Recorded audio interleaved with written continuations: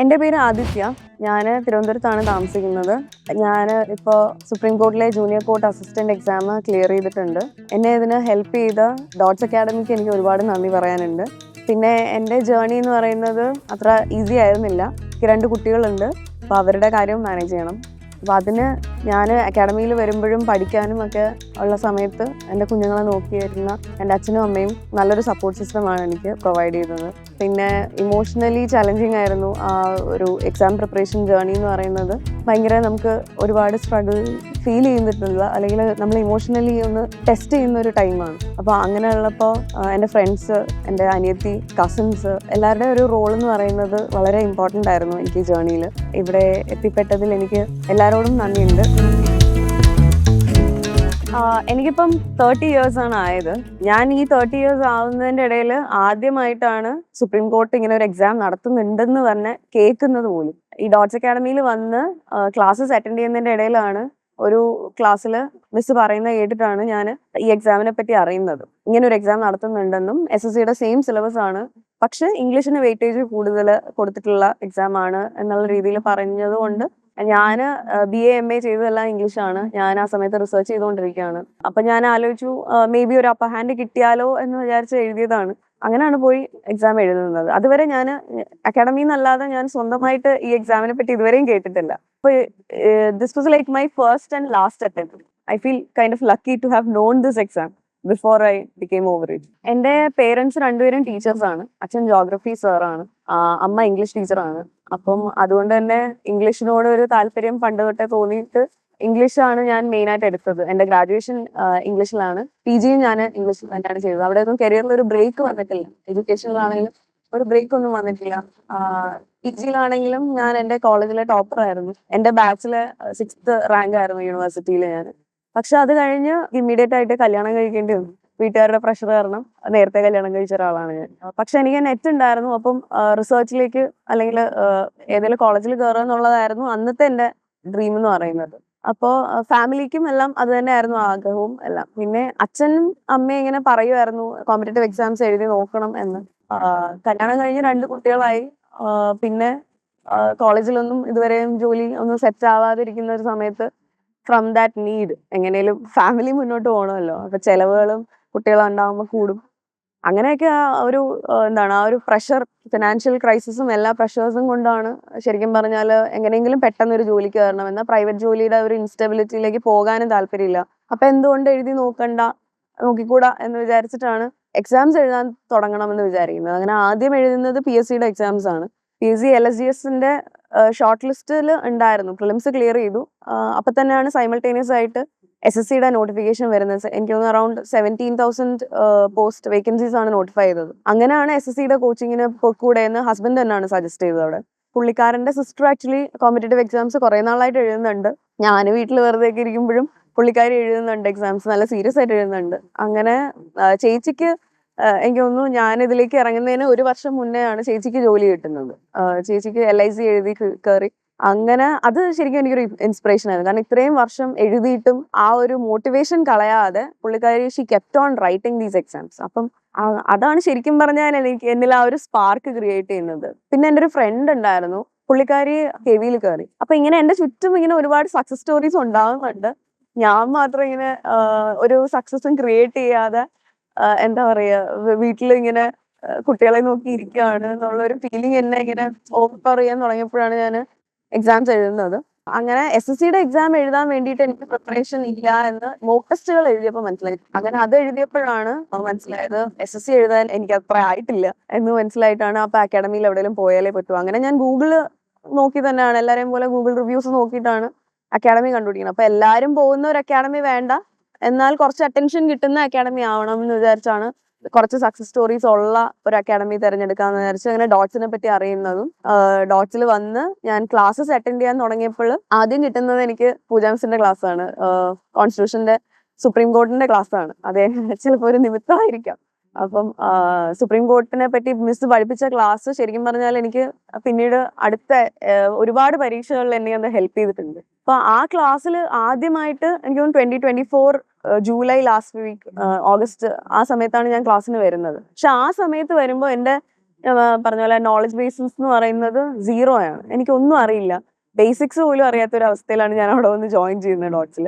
കൂടെ ഇരിക്കുന്ന പിള്ളേരെല്ലാം ഭയങ്കര കോമ്പറ്റീറ്റീവ് ആയിട്ട് പഠിക്കുന്നുണ്ട്. എല്ലാം കൊച്ചു പിള്ളേരാണ്. അതും ഒരു ഇമോഷണൽ ഫാക്ടർ ആയിരുന്നു. കാരണം ഞാൻ മാത്രം 30യോട് അടുക്കുന്ന ലേറ്റ് 20s നിൽക്കുന്ന ഒരാളാണ്. ബാക്കി എല്ലാവരും ഏർലി 20s ഇരിക്കുന്ന ആൾക്കാരാണ് എൻ്റെ ചുറ്റും ഇരുന്ന് പഠിക്കുന്നവർ.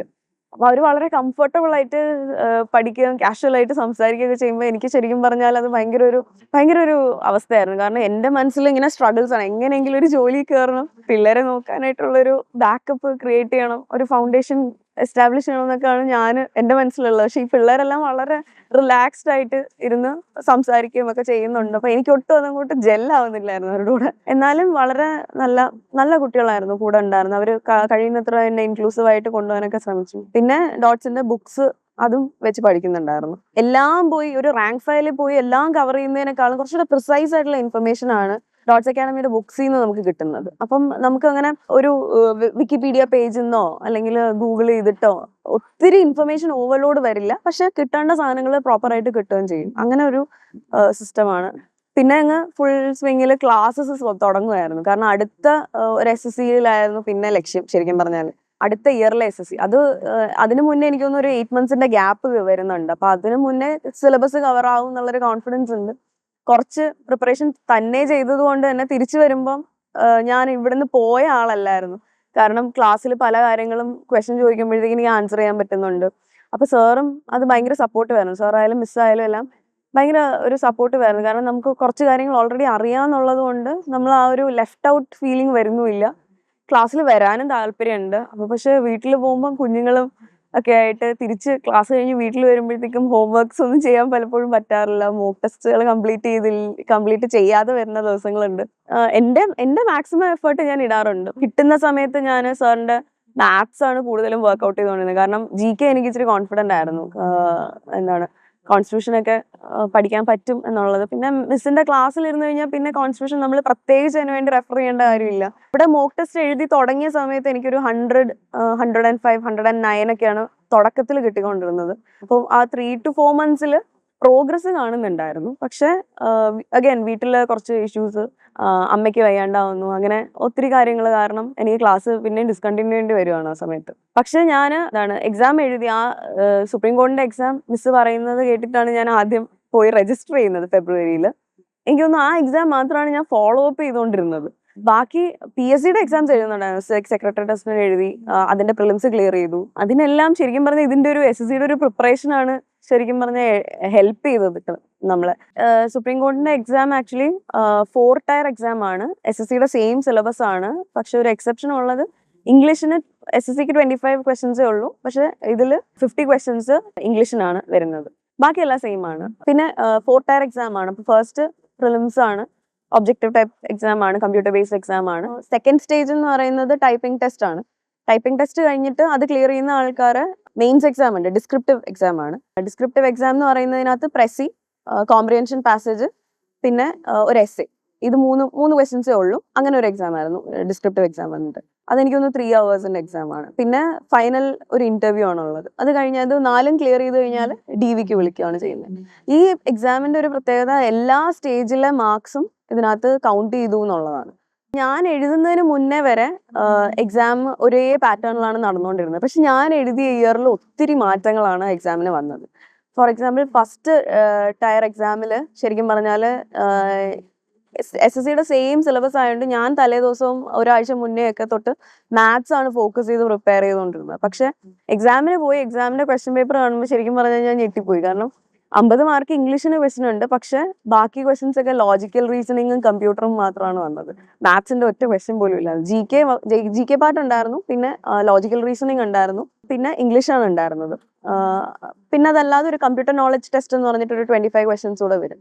അപ്പോൾ ബേസിക്കലി മാത്സിന്റെ ഒറ്റ ക്വസ്റ്റ്യൻ പോലും ഇല്ലായിരുന്നു. അപ്പൊ എനിക്ക് logical reasoning I was okay with it. അപ്പം എനിക്ക് ശരിക്കും പറഞ്ഞാൽ ലോട്ടറി അടിച്ച പോലത്തെ ഒരു അവസ്ഥയായിരുന്നു ആ സമയത്ത് ഫീൽ ചെയ്തത്. കാരണം മാത്സിന്റെ ക്വസ്റ്റ്യൻസ് ഇല്ല, ഇംഗ്ലീഷിന് 50 questions വരുന്നുണ്ട്. അപ്പൊ ഞാൻ 2 hours എക്സാമിന് 45 minutes ഞാൻ എക്സാം എഴുതി കഴിഞ്ഞിട്ട് എല്ലാവരും പോലെ ഞാനും കമന്ന് കിടക്കാണ്. പിന്നെ ഞാൻ ചെയ്തതെന്ന് വെച്ചാൽ ആ ലാസ്റ്റ് സമയം മുഴുവൻ റിവ്യൂ ചെയ്യുമായിരുന്നു. എഴുതിയ ആൻസേഴ്സ്, മാർക്ക് ചെയ്ത ആൻസേഴ്സ് ഒന്നുകൂടെ വീണ്ടും റിവ്യൂ ചെയ്യുന്നു. അപ്പൊ നെഗറ്റീവ് മാർക്കിംഗ് ഇല്ലാത്തതുകൊണ്ട് എല്ലാ ക്വസ്റ്റിനും അറ്റൻഡ് ചെയ്യാനും പറ്റി. അപ്പൊ അതൊരു അഡ്വാൻറ്റേജ് ആയിട്ടാണ് എനിക്ക് ഫീൽ ചെയ്തത്. അപ്പോൾ അതിന് ഒരു 125 കമ്പ്യൂട്ടർ നോളജ് ടെസ്റ്റിന്റെ 25 മാർക്സും പ്രിലിമിനറിയുടെ 100 മാർക്സും കൂടെ ആഡ് ചെയ്ത് 125 ആണ് ടോട്ടൽ വരുന്നത്.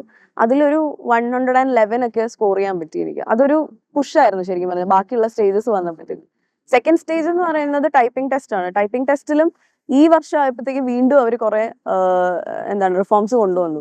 2 ദിവസം ടൈപ്പിംഗ് ടെസ്റ്റിന് ഒരു 3 days മുന്നെയാണ് സ്പീഡ് അല്ല ആക്യുറസിക്ക് അവർ ഇമ്പോർട്ടൻസ് കൊടുത്തിട്ട് ഒരു നോട്ടിഫിക്കേഷൻ ഇറക്കി. എന്തായിരിക്കും ഇത്തവണ ടെസ്റ്റ് ചെയ്യാൻ പോകുന്നതെന്ന് വെച്ചാൽ സ്പീഡ് ആയിരിക്കില്ല, ആക്യുറസി ആയിരിക്കും. സ്പീഡ് നിങ്ങൾക്ക് 35 വേർഡ്സ് പെർ മിനിറ്റ് മതി, പക്ഷെ ആക്യുറേറ്റ് ആയിട്ട്, അതായത് ഒരു 3 മിസ്റ്റേക്സിൽ കൂടാൻ പാടില്ല എന്നുള്ള രീതിയിലായിരുന്നു.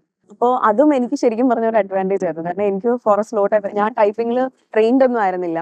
ഇതിനു വേണ്ടി ഞാൻ ട്രെയിനിങ് എടുത്തിട്ടുമില്ല. അപ്പം ആ സമയത്ത് എന്റെ കാലൊന്ന് സ്ട്രെയിൻ ആയിട്ട് ഞാൻ ഫുൾ ബെഡ് റെസ്റ്റിലായിരുന്നു. അപ്പൊ എനിക്ക് വേറെ ഒന്നും ചെയ്യാനോ അല്ലെങ്കിൽ കുഞ്ഞുങ്ങളുടെ കാര്യം നോക്കാനോ ഒന്നും പറ്റിയിട്ടില്ല. അപ്പൊ എനിക്ക് ആകെ ബെഡിൽ കിടന്ന് ടൈപ്പ് ചെയ്യാന്നുള്ളത് മാത്രമേ ചെയ്യാനുള്ളൂ. അങ്ങനെ ആ ഒരു 1.5 months കംപ്ലീറ്റ് ടൈപ്പിംഗിൽ മാത്രം ഇൻവെസ്റ്റ് ചെയ്തിട്ടാണ് ഞാൻ ആ പരീക്ഷ ശരിക്കും പറഞ്ഞാൽ ടൈപ്പിംഗ് ടെസ്റ്റ് ക്ലിയർ ചെയ്യുന്നത്. ഒരു 1 week before the typing test ആണ് എനിക്ക് ശരിക്കും പറഞ്ഞാൽ 35 above വേർഡ്സ് പെർ മിനിറ്റ്സ് കയറുന്നത്. തലേദിവസം ഒക്കെ 2 days മുന്നേ ഒക്കെ ആയപ്പോഴത്തേക്കും ഒരു 40 അടുപ്പിച്ച് സ്പീഡ് കയറാൻ തുടങ്ങി. അപ്പോൾ കുറച്ച് കോൺഫിഡൻസ് ആയി. അങ്ങനെ പോയി വീൽ ചെയറിലാണ് പോയി ആ ടൈപ്പിംഗ് ടെസ്റ്റ് അറ്റൻഡ് ചെയ്യുന്നത്. അതിനും ശരിക്കും കട്ട് ഓഫിന്റെ ആ മാർക്ക് അങ്ങനെ എന്തോ ആണ് വന്നത്. കാരണം എറേഴ്സ് ഉണ്ടായിട്ട് പോലും അത് പക്ഷെ എന്തോ ഭാഗ്യത്തിന് ക്ലിയർഡ് ആയി.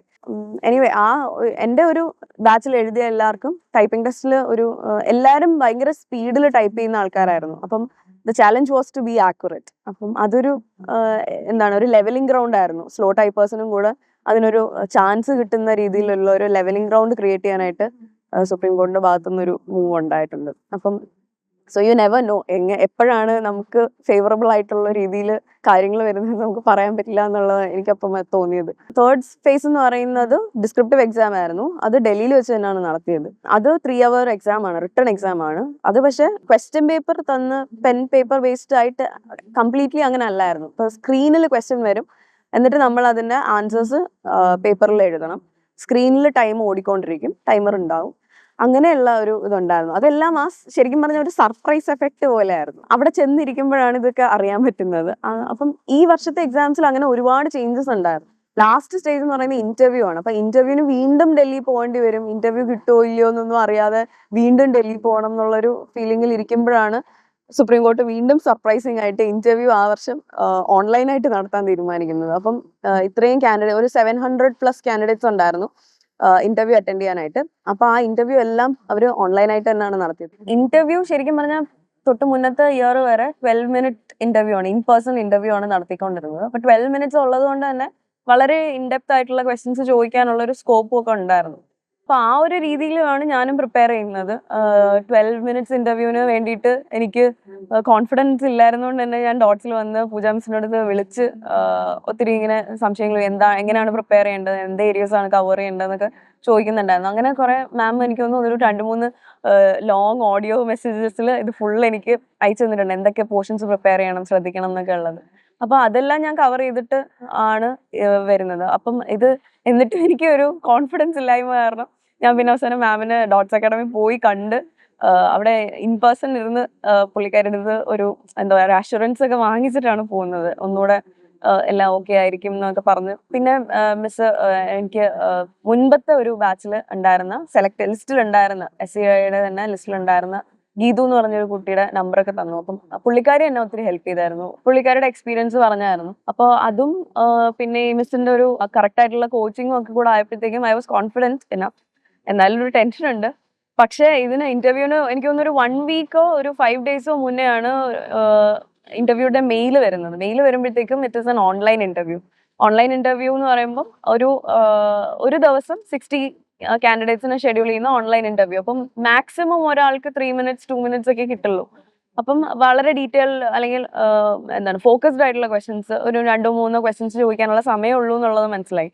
പക്ഷേ എന്റെ പ്രിപ്പറേഷൻ എനിക്ക് അതിനെ ഹെൽപ്പ് ചെയ്തു എന്നുള്ളത്. കാരണം ആദ്യത്തെ ഒരു 1-2 ഡേയ്സിലെ ഇന്റർവ്യൂസിലെല്ലാം വളരെ സർഫസ് ലെവൽ ക്വസ്റ്റ്യൻസ് ആണ് പോയത്.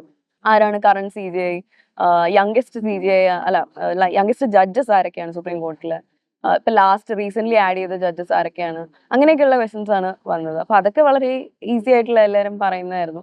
പിന്നെ വളരെ ഒപ്പീനിയൻ ഓറിയന്റഡ് ആയിട്ടുള്ള ക്വസ്റ്റ്യൻസും വന്നിട്ടുണ്ട്. നിങ്ങൾ ഏതാണ് കൂടുതൽ ഇമ്പോർട്ടൻസ് കൊടുക്കുന്നത്, സുപ്രീം കോർട്ടിന്റെ റൂൾസിനാണോ കോൺസ്റ്റിറ്റ്യൂഷൻ ഓഫ് ഇന്ത്യക്കാണോ, അങ്ങനെയുള്ള ക്വസ്റ്റ്യൻസും വന്നിട്ടുണ്ട്. അപ്പം ഇതൊരു വളരെ മിക്സ്ഡ് ആയിട്ടുള്ള ഒരു രീതിയിലാണ്, ഒരു സെറ്റ് ക്രൈറ്റീരിയ ഇല്ല എന്നുള്ളതാണ് നമുക്കപ്പോൾ മനസ്സിലായത്. പിന്നെ എന്നോട് ചോദിച്ച തന്നെ എന്താണ്, ഞങ്ങളുടെ ഡേയ്സ് അടുത്തുകൊണ്ടിരുന്നപ്പോൾ, അതായത് ടുവേർഡ്സ് ദ ലാസ്റ്റ് ഡേയ്സ് ചോദിക്കുന്നതെല്ലാം കുറച്ചുകൂടെ ലീഗൽ ടേംസ്, മീനിങ് എന്താണ്, അങ്ങനെയൊക്കെ ചോദിക്കാൻ തുടങ്ങി.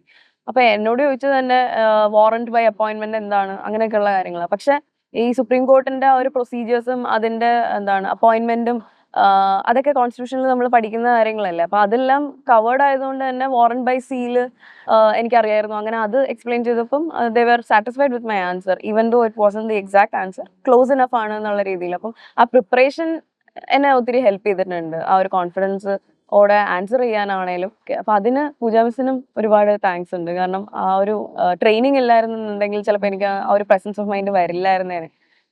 എൻ്റെ ഒരു എക്സ്പീരിയൻസ് എന്ന് പറയുകയാണെങ്കിൽ ഞാൻ പറയും, എല്ലാ എക്സാംസും നോട്ടിഫൈ ചെയ്യുന്ന എക്സാംസ് നമുക്ക് എഴുതാൻ പറ്റുന്ന എക്സാംസ് ആണെങ്കിൽ എല്ലാം, അതായത് നമ്മുടെ ഏജ് ലിമിറ്റ്, ക്വാളിഫിക്കേഷൻ എല്ലാം മീറ്റ് ചെയ്യുന്ന എക്സാംസ് ആണെങ്കിൽ എല്ലാം അറ്റംപ്റ്റ് ചെയ്യുക എന്നുള്ളത് ഒരു മാൻഡേറ്ററി ആയിട്ടുള്ള കാര്യമാണ്. കാരണം നമുക്ക് പറയാൻ പറ്റില്ല ഏത് എക്സാം ആണ് നമ്മുടെ ഫേവറിൽ വരുന്നത് എന്നുള്ളത് നമുക്ക് പറയാൻ പറ്റില്ല. നമ്മുടെ ഒരു ലക്ക് ഫാക്ടർ, നമ്മൾ എപ്പോഴും വർക്ക് ചെയ്തുകൊണ്ടിരിക്കുന്ന ഒരാളിനെ സംബന്ധിച്ചിടത്തോളം ഒരു ലക്ക് ഫാക്ടർ എന്ന് പറയുന്നത് അതിനകത്തുണ്ട്.